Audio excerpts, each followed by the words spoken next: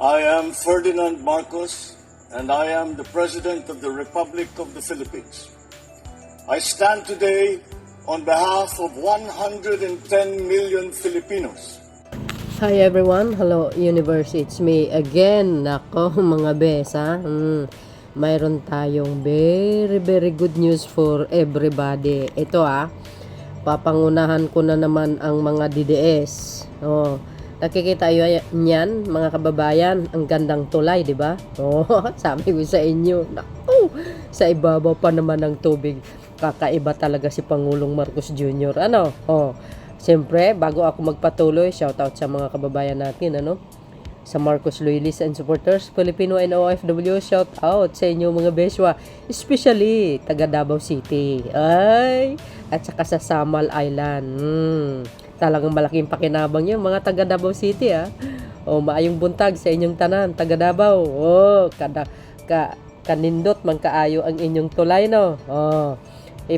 Pinagawa ni Pangulong Marcos Jr. sa inyo. Wow. Pinapangunahan jud nako kanang mga DDS. Baka angkinin nyo yan, hindi po sa inyo yan. Ayan ay under the Marcos administration. Bakit? Siyempre basahin natin. Mas maganda yon, kompleto, detalyado, para hindi kayo nag-ipal-ipal or mang-aangkin na naman. Diba? Basahin po natin, sabi ng bilyonaryo. Okay? Nakita nyo yan mga kababayan? Ay wow, social. 25 billion Samal brides on track for 2028 completion. Matatapos sa 2028. Tama. Tapos na ang term ni Pangulong Marcos Jr. Ito po mga kababayan, ayan bilyonaryo 19 hours ago. Wow, social. Nakita nyo yan, yung view? Oh my goodness, kagandang tulay. Diba? Ganda ng tulay ng mga taga Davao City,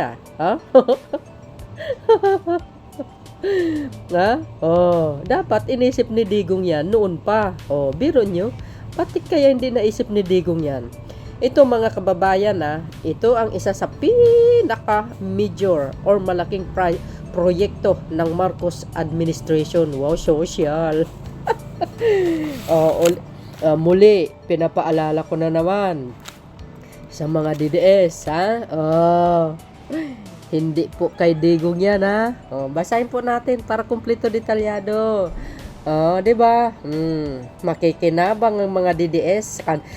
Ano to guys, pinapagawa ni Pangulong Marcos para sa mga DDS. Wow, galing na yun naman. Love na love kayo ni Pangulong Marcos Jr. Guys, ang ganda ng tulay. Wow. Alam nyo, konkreto yan.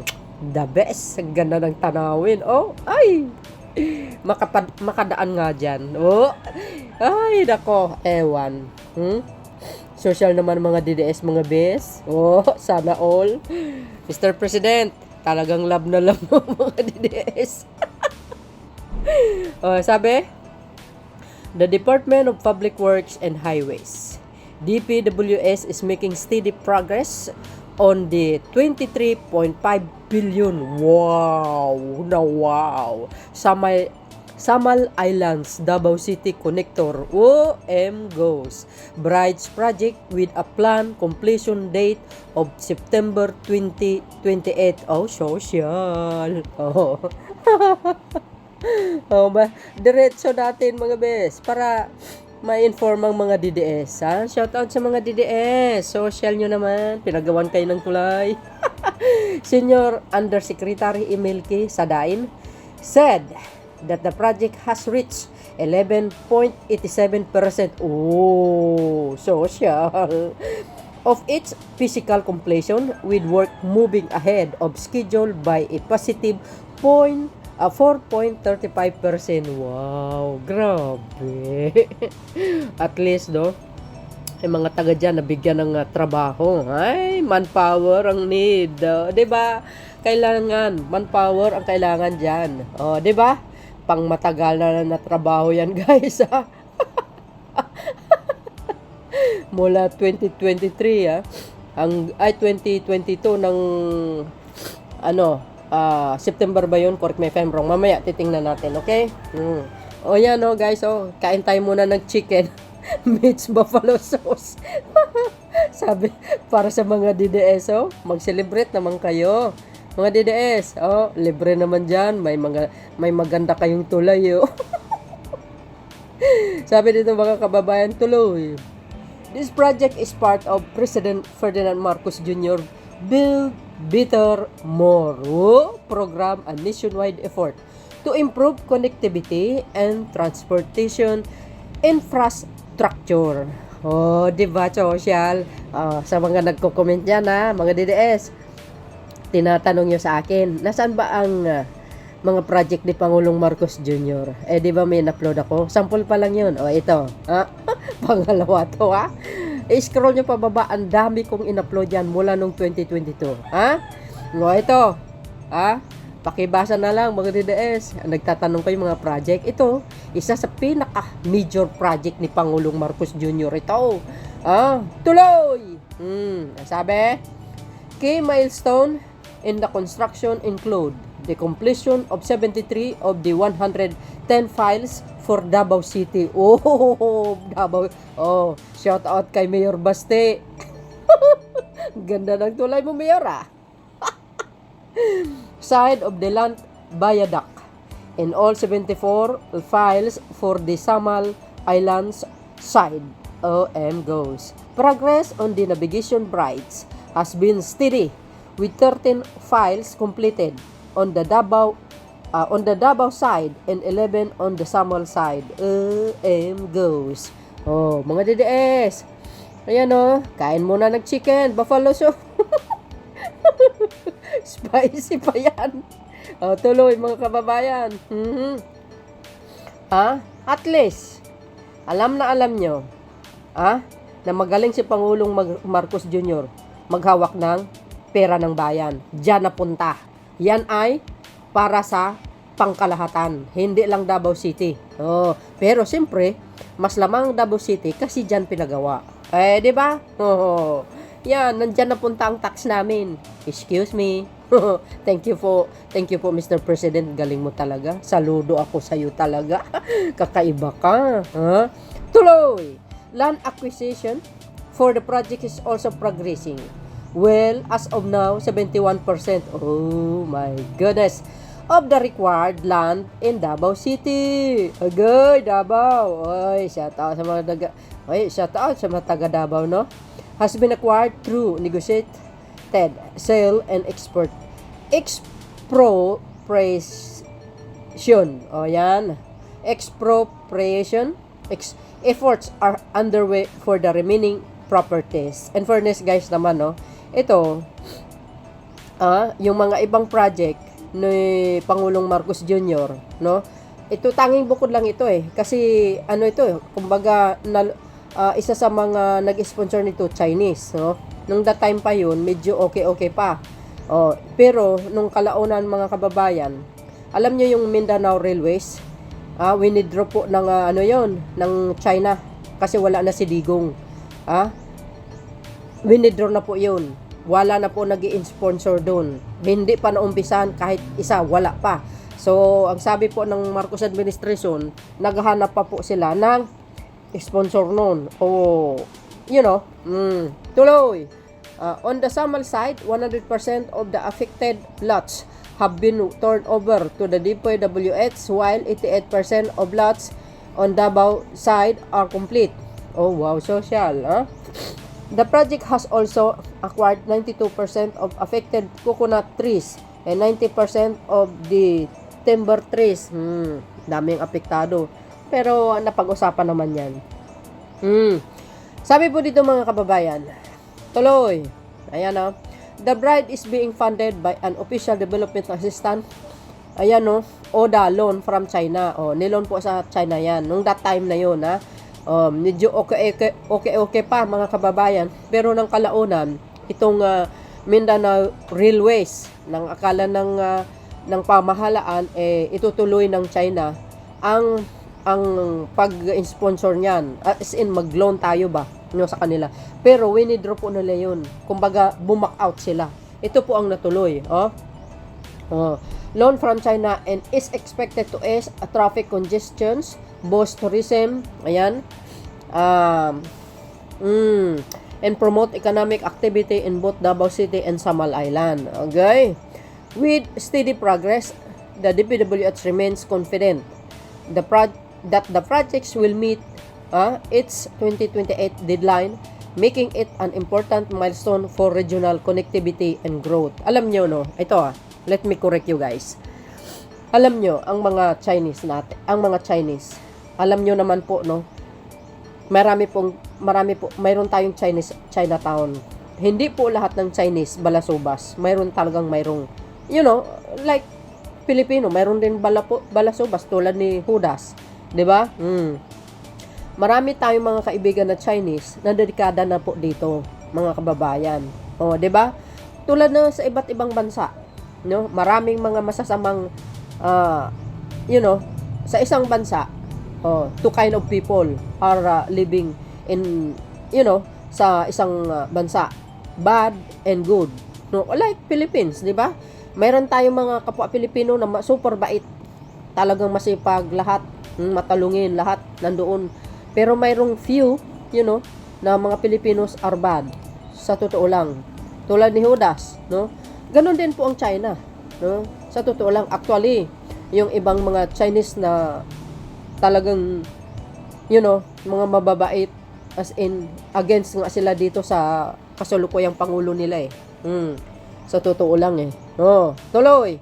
With steady progress, the DPWH remain confident that the project will meet its 2028 deadline, make it important milestone for regional connectivity and growth. Ayan, sabi nyo, paano naging kay Pangulong Marcos Jr.? Ito, babasahin ko po para kumpleto, detalyado, para nang sa ganun, legit na legit under the Marcos administration. Kasi yung isang post dito sa Sunstar, Davao ito guys, Sunstar Davao. Ito, tingnan nyo. Ito po mga kababayan, ito Sunstar po ito yan Samal Davao Brides nearly 12% complete. Samal Davao Brides nearly 12% complete despite concern on potential damage to coral reefs or marine wildlife. Okay lang yan. Yan sabi po ng Sunstar yan, mga kababayan. Ayan see? Ngayon tuloy. Babasahin ko dito, i-short po natin para makita nyo yung date kung kailan po ito nag-umpisa, kailan na po nagkaroon ng groundbreaking. Okay? Ayan yan basahin po natin, nakikita nyo mga kababayan. Ito para clear tayo Sinisigurado ko po ito kasi dahil itong mga DDS mahilig may credit grabber. Anong sabi?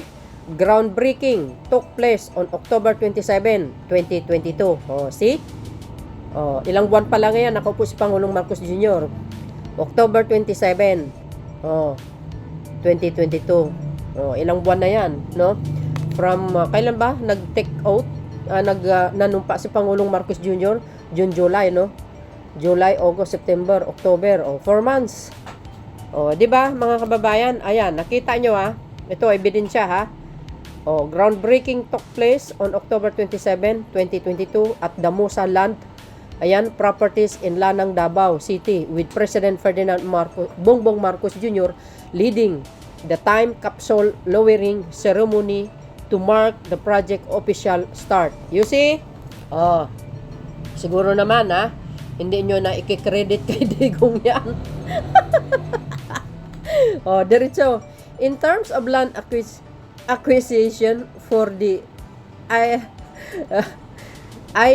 SIDC, about 71% of the necessary land in Davao City has been acquired through negotiated sale, with the remaining lots pending expropriation. Approximately 88% of the affected lots in both Davao and Samal have been turned over to the department. In addition, 92% of the affected account ay coconut trees and 90% of the timber trees have been acquired by the department. Nabasa natin doon sa kabila. Inulit ko lang dito kasi ito, guys, ito gusto ko lang talaga ipakita sa mga DDS. na itong Samal Island at connector to Davao City under the Marcos administration. Si Pangulong Marcos mismo ang nagpunta dyan, siya po, pinangunahan niya po ang groundbreaking. Okay? Ha? Oh. Sinisigurado natin. Mahilig sila kasi mag-credit grabber. Tuloy. SIDC project is funded through an official development assistant. ODA. Ayan, nabasa natin kanina. You see guys, China with a total cost of approximately 23.52 billion. The project is a part of national government efforts to reduce traffic congestion and promote regional economic development. You see, malinaw ba sa inyo, mga DDS? Mga kababayan, ano po ang kapalagayan nyo, mga bes? Siyempre, sa mga Marcos loyalists and supporters, masaya sila. Diba? Social. Ito, tuloy. The project will feature two lanes in its direction and include ramps, foundation, and both marine and land viaducts. The bridge will have a main span of 275 meters, two pylons standing 73 meters above sea level. Ay wow, social. Para ano guys baka mamaya dumaan ang barko, mabangga. Agay. And 1.62 kilometer marine cruising. The project broke ground on October 27, 2022 at Damusalan Properties in Lanang, Davao City. President Ferdinand Bongbong Marcos Jr. lead the lowering of the time capsule signaling the official start of the SIDC construction. Alam nyo, hindi ko na upload ito mga kababayan. Hindi ko na upload. Nung that time na yun nagkaroon ng groundbreaking mga besa. Pero ngayon, ayan. Malinaw na malinaw sa atin yan mga kababayan Yan ngayon guys. Nakita nyo naman siguro yung isang litrato. Pag natapos na, ang ganda niyan mga kababayan. Matindi. Galing talaga ni Pangulong Marcos Jr. Pinagawa talaga yung yung tulay ng mga DDS. Matindi mga kababayan. Agay. Courtesy po ng Sunstar Davao. Agay. Katunayan sabi po ng Sunstar Philippines i-research nyo po ito tingnan nyo ito tapos i-click nyo ito sa Google. Sa lahat yan, marami yan see, kayo naman pinakita ko ito para sigurado sabihin nila fake talaga lang. So yun mga kababayan, congratulations sa mga taga Davao City, Samal Islands. Grabing ganda ng tulay. Titingnan nga natin uli. Wow, ganda naman yan mga bes. Diba? Sabi ko sa inyo ganda, diba? Ayan guys, tingnan nyo. Malayo, medyo maliit lang. Pero napakahaba yan mga kababayan, siguro ito yung Davao, ito yung Samal. Ay, grabe. Nasa kalagitnaan. Saan sila dumadaan kaya? Pag wala pa yung tulay, siguro iikot or magbabangka na lang sila, dati. So yun mga kababayan, ano ang palagay natin? Sabi po ng kay litrato ni Business World. Sabihin nyo walang project ang Pangulo walang project si Pbbm. Ay galing. So yun mga beswa, see you again on my next upload video. Bye and babush. God bless Philippines.